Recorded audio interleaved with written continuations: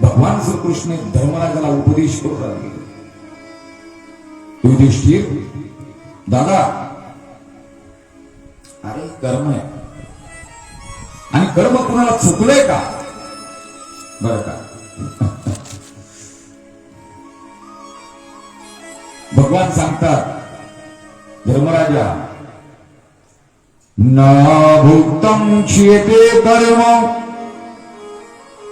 जन्म कोटि शतैरपि अवश्यम एव भोक्तव्यम कर्तुम कर्म शुभाशुभम. कर्म कधी कुणाला चुकलेलं नाही.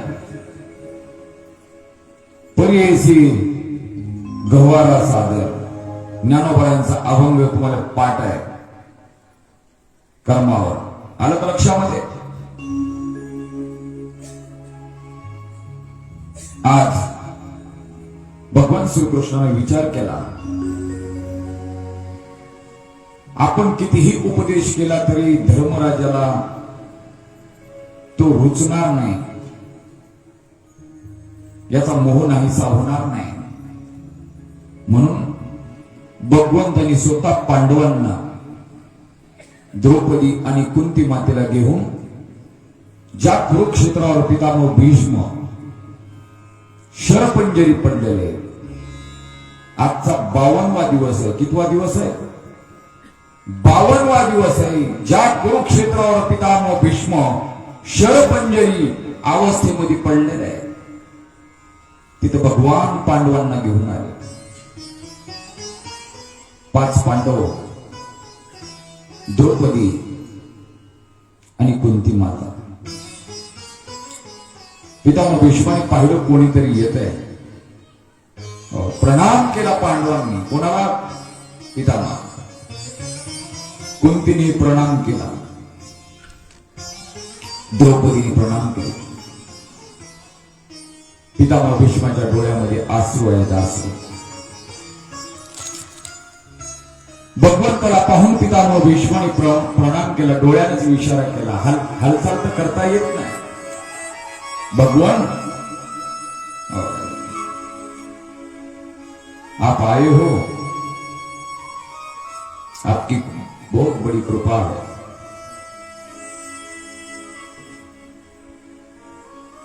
भगवान बोलतात, पितामह, आज हस्तिनापुराच्या गादीवर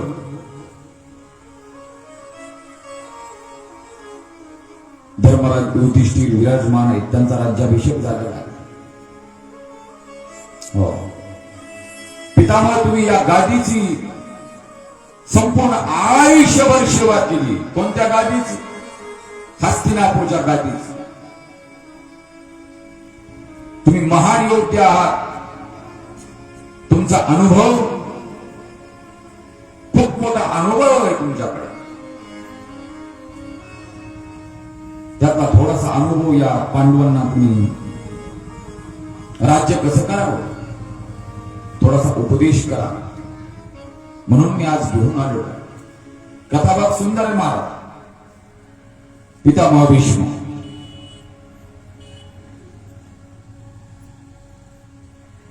पांडवांना उपदेश करतात. पोरांनो, तुम्ही राजे आहात. राजाचं पहिलं कर्तव्य काय? राजाने आपल्या प्रजेसाठी काय केलं पाहिजे? गोड उपदेश केलाय पितामह भीष्म. भीष्म बोलतात, दान धर्मान राजधर्मान मोक्ष धर्मान विभागसो स्त्री धर्मान भगवत धर्मान समासतव्या संयोगतो. दान धर्मान राजधर्मान मोक्ष धर्मान विभागसह. तुम्ही राजे आहात. राजाने सतत कार्य करत राहिलं पाहिजे. आलं का लक्षामध्ये? सत्य उद्योग करत राहिलं पाहिजे. म्हणजे राजा प्रयत्नवादी पाहिजे. माझा मुद्दा लक्षात घ्या. राजा काहीच कामाचा नको असा राजा परवडत नाही. त्यानं सतत काही ना काही प्रजेसाठी करत राहिलं पाहिजे. आलं का लक्षात? आणि ते कार्य करून संपत्ती एकत्रित करून ऐश्वर्य संपादन करून ती संपत्ती आपल्या प्रजेसाठी खर्च केली पाहिजे. आलं का लक्षामध्ये? सुख सुविधा त्या संपत्तीतून आपल्या प्रजेसाठी राजाने केल्या पाहिजेत. परंतु हे करत असताना ती संपत्ती अन्यायाच्या मार्गाने एकत्रित करू नये, संग्रहित करू नये. आलं का लक्षामध्ये? अर्थात नंबर 2 ची संपत्ती असू नये, मी या मताचा आहे. 1 नंबरने ती संपत्ती जमा केलेली असावी. जसं साधू संत बोलतात, जोडनिया धन उत्तम व्यवहारी, उदास विचारी वीज करी. जोडनिया धन उत्तम व्यवहारी. बस, धन संग्रहित करायचंय तर महाराज त्याच्यामध्ये प्रामाणिकपणा असावा. एक ध्यानात घ्या, वाईट मार्गाने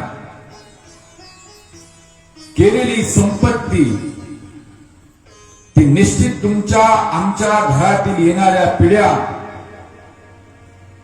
नष्ट करणारी, बर्बाद करणारी. एखाद्याचा तळतळाट घेऊन हडप केलेली संपत्ती जर आपण आपल्या मुलाबाळांना त्या संपत्तीच्या माध्यमातून जर जगवलं तर त्याचा परिणाम येणारी संतती ही वाममार्गाला गेल्याशिवाय राहणार नाही. आलं का लक्षात? कारण त्या संपत्तीचे जे गुणधर्म आहेत ते गुणधर्म त्या व्यक्तीला वाममार्गाला घातल्याशिवाय राहत नाही. म्हणून अन्यायाची संपत्ती नकोय घरामध्ये. अर्थात नंबर 2 ची नको आहे.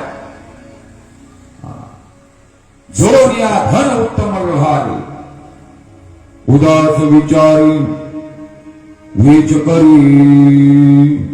आणि जी काही संपत्ती तुम्ही आम्ही संग्रहित करतो, कमावतो, त्या संपत्तीचा वेच चांगल्या कामासाठी करावा, दान धर्मासाठी करावा,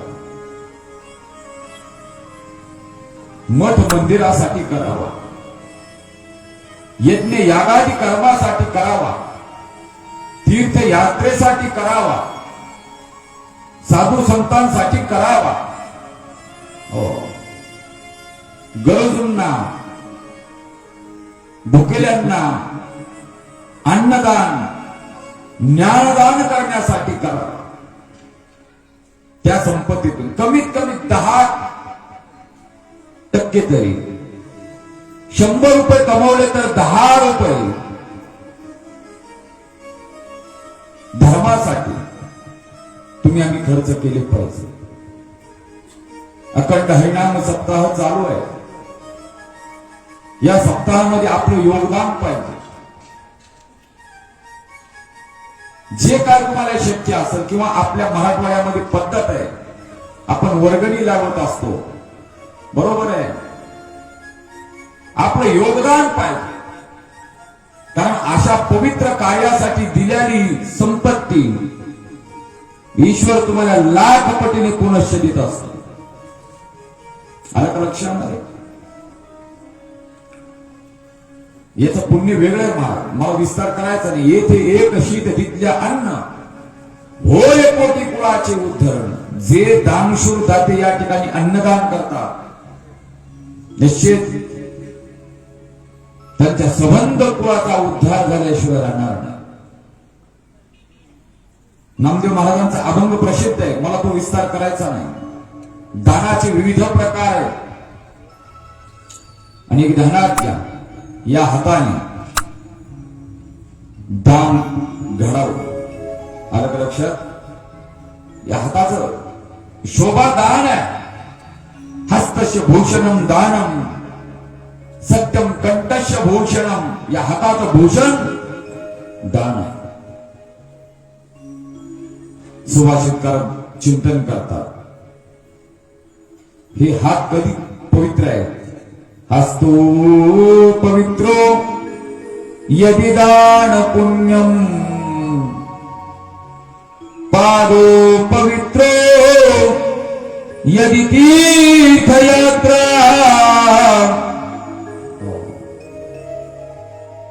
हात त्याच दिवशी पवित्र आहे. हस्तो पवित्रो यदि दान पुण्यम. या हाताने जेव्हा दान होईल तुमचे हात पवित्र आहेत. या पायाने तुम्ही तीर्थयात्रा कराल, कथा कीर्तनामध्ये नाचाल, तुमचे पाय पवित्र आहेत. हे हृदय केव्हा पवित्र होईल? हृदयम पवित्रो यदि ब्रह्मनिष्ठा. हे आपलं अंतःकरण तेव्हाच पवित्र आहे की तुमची परब्रह्म स्वरूपावर अत्यंत निष्ठा पाहिजे, प्रेम पाहिजे. आलं का लक्षामध्ये? म्हणून या हातानं दान करत चला, जे तुम्हाला शक्य आहे. बरं का? खारीच्या वाट्यानं, खारीच्या वाट्यानं.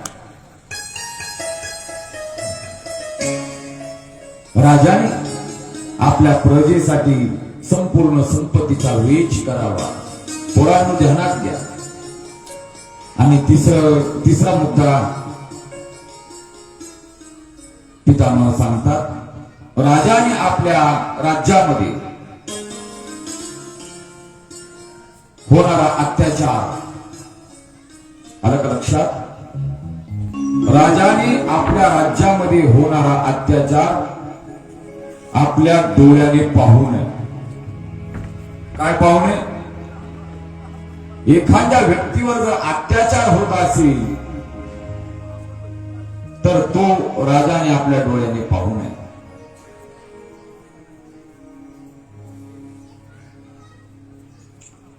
हा उपदेश जेव्हा चालू आहे,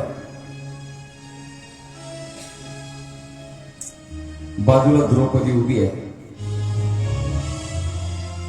पितामह भीष्माचं वाक्य ऐकलं आणि द्रौपदी गालातले गालात हसली. राजाने अत्याचार करू नये आणि कोणावर अत्याचार होत असेल तर आपल्या डोळ्याने पाहुणे. हे जेव्हा पितामह बोलतात तेव्हा द्रौपदी गालातले गालात हसते.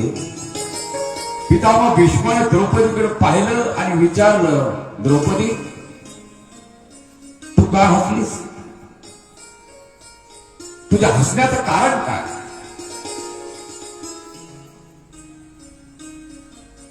पितामह जेव्हा विचारतात द्रौपदीला, द्रौपदी थोडीशी घाबरल्यासारखी होती, कारण मला हिंमत नव्हती कोणाची पितामह भीष्माच्या समोर बोलण्याची. द्रौपदी बोलली, काही नाही पितामह, काही नाही. तुला कल्पना आहे ज्या कुलवान स्त्रिया आहेत, शब्द ध्यानात घ्या, त्या विनाकारण कधी हसत नाही. काहीतरी कारण आहे म्हणून तू हसली ना. द्रौपदी मग मात्र बोलू लागली, पितामह तुम्ही आम्हाला उपदेश करता, दान धर्मान राजधर्मान. मी तुम्हाला विचारते, तुम्ही सांगता की राजाने अधर्म तर करूच नाही, परंतु समोर जर अधर्म होत असेल तर तो अधर्म आपल्या डोळ्यानं पण पाहू नये. पितामह तुम्हाला कल्पना आहे, पांडव द्यूतामध्ये हारले. कुठं? डावामध्ये. अलीकडला शब्द प्रयोग आहे. पत्त्यामध्ये जुगारामध्ये हारली आणि पांडवांनी मला डावावर लावलं. आणि मलाही हारल्याच्या नंतर मी एका वस्त्रामध्ये असणारी महालामध्ये दुःशासन माझ्याकडे आला आणि दुःशासनाने ओढत ओढत मला भर सभेमध्ये आणलं. त्यावेळेस मी तुमच्याकडे पाहिलं होतं. कोणाची हिंमत होती तुम्ही जरा सांगितलं असा दुःशासन, त्याची हिंमत होती मला भर सभेमध्ये आणण्याची.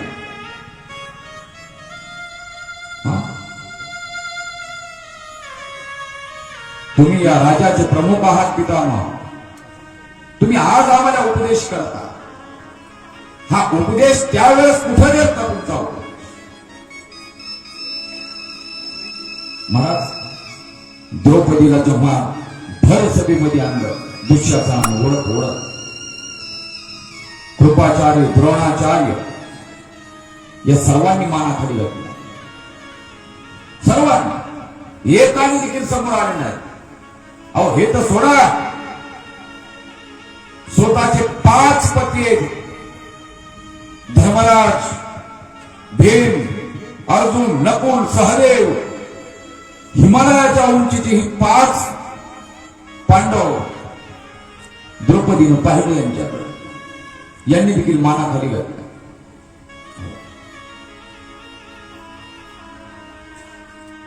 दुःशासनाने साडीला हात घातला. द्रौपदी विनंती करते, भाऊजी अहो मी तुमची वहिनी आहे, काय करता तुम्ही? कल्पना आहे या भर सभेमध्ये तुम्ही मला निर्वस्त्र करण्याचा प्रयत्न करतात, हे योग्य आहे? मला ते उन्मत्त लोक आहेत, दुर्योधन, दुःशासन, शकुनी, मोठमोठ्या हसतात.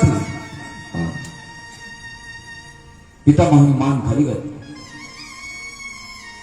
द्रौपदीला प्रश्न पडला, या संकटातून आपण सुटायचं कसं? इथं सोडवणारा कोण आहे? कारण हा महाभारतातला भयान प्रसंग आहे बर का. द्रौपदी विचार करते, या भयान संकटातून कोण सोडवणार? आणि मग मात्र द्रौपदीच्या लक्षात आलं, यातून सोडवणारा एकच,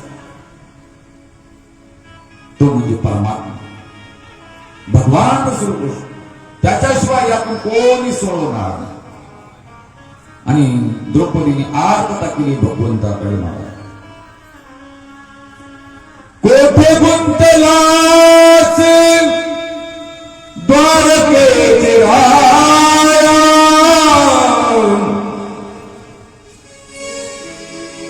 कोठे गुंतला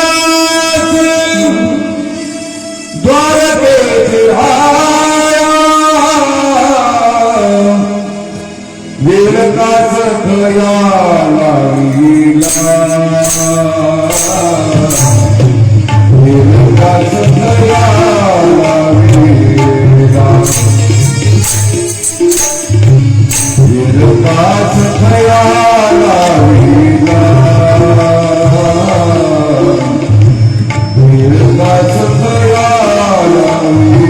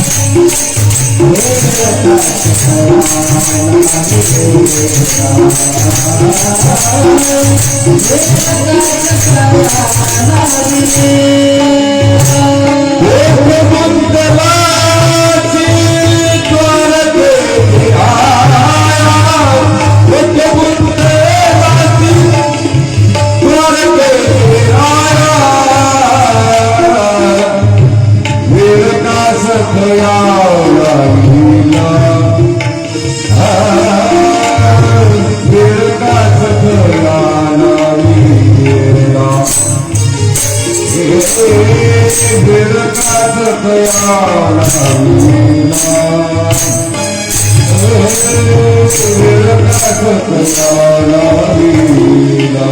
द्रौपदी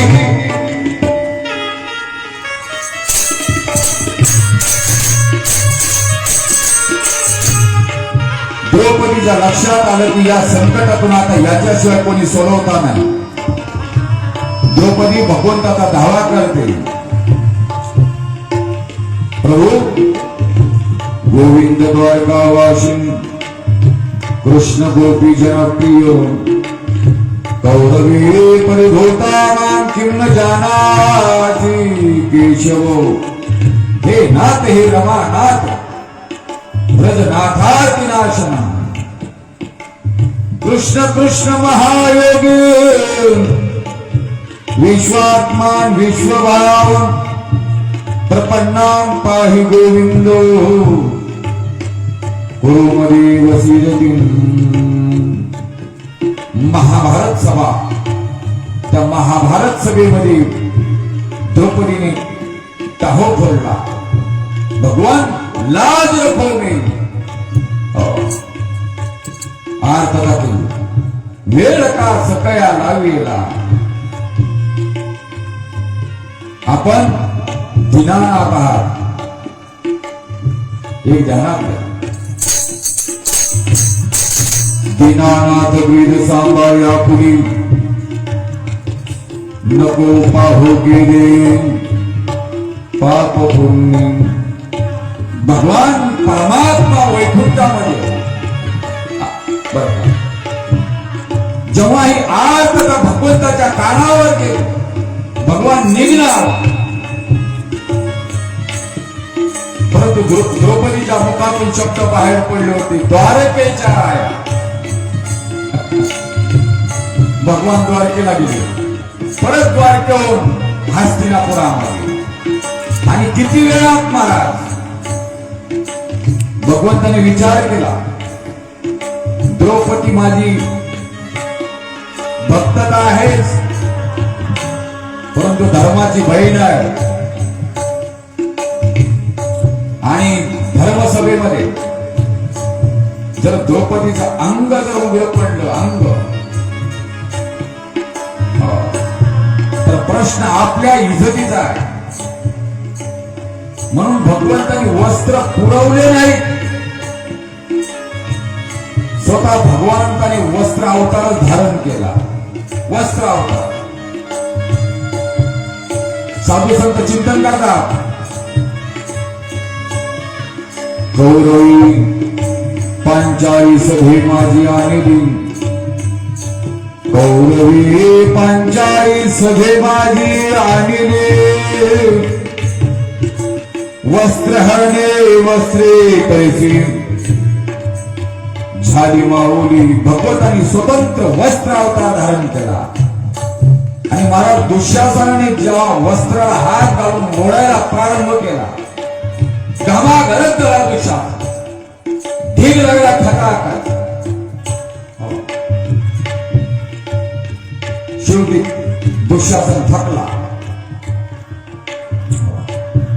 परंतु ध्यानात घ्या, माझ्या द्रौपदीचं नकबर हे अंग भगवंतांनी उघड पडू दिलं नाही. सुरदासजी महाराज गोड बोलतात, सुरदासजी महाराजांची पद आहे. सुरदासजी महाराज बोलतात, सारी बीच नारी है या नारी बीच सारी, नारी है की सारी, सारी है क्या नारी, हे कळालंच नाही. भगवंतांनी महाराज एवढ्या साड्या पुरवल्या. त्यावेळेस मात्र पितामह भीष्म बोलू लागले, द्रौपदी तू म्हणतीस ना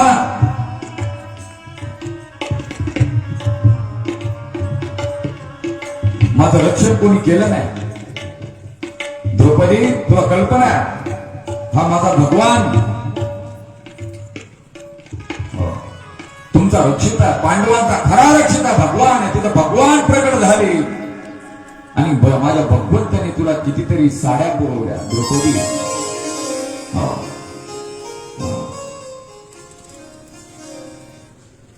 जसं साधू संत वर्णन करतात, जितने तारे गगन में उतने शत्रु होए,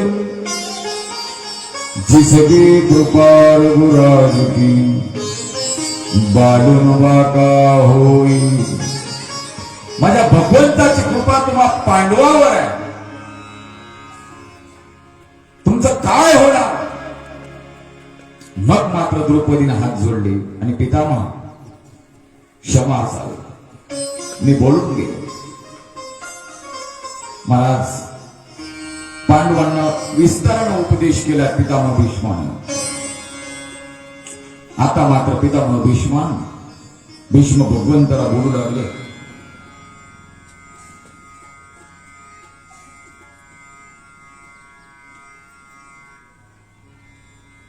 पिता म्हणतात, भगवान हो मी खूप थकलोय. तुम्हाला कल्पना आहे गेली 52 दिवस मी या बाणाच्या शिरेवर विराजमान आहे. प्रभू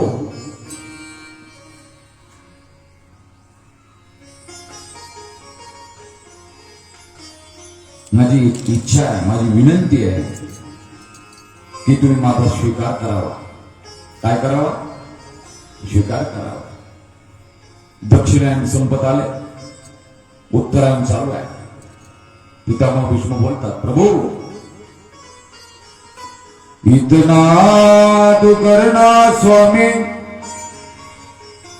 जब प्राण तन से निकली, गोविंद नाम लेकर तब प्राण तन से निकली. प्रभू माझी इच्छा आहे, बस अंतकाळ माझा जवळ आलेला आहे.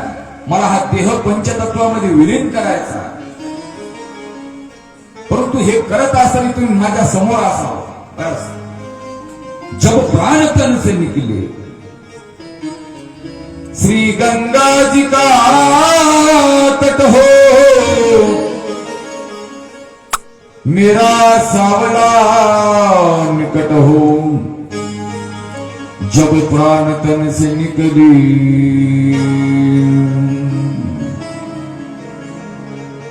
भगवंताने अर्जुनाला इशारा केला आणि सांगितलं, अरे तुमचे पूर्वज आहेत, पितामह आहेत,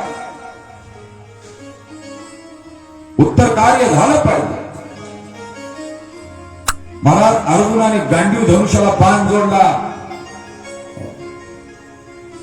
आणि क्षणाचाही विलंब न करता बाण मारला. गंगा माता प्रगट झाली. पितामह भीष्माला पांडवांनी पाणी पाजलं आणि प्रभूला न्याहाळीत पितामह भीष्माने डोळे झाकले, डोळे बंद केले. हा सबंध अंतविधी करून पांडव पुनश्च हस्तिनापूरला आले.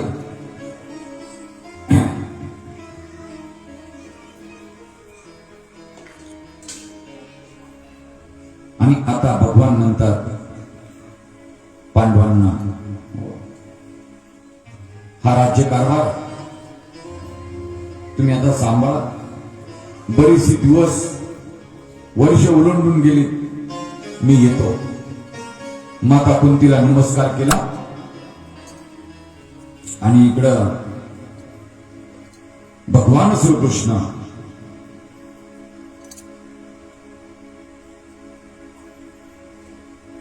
द्वारकेला निघून जातात.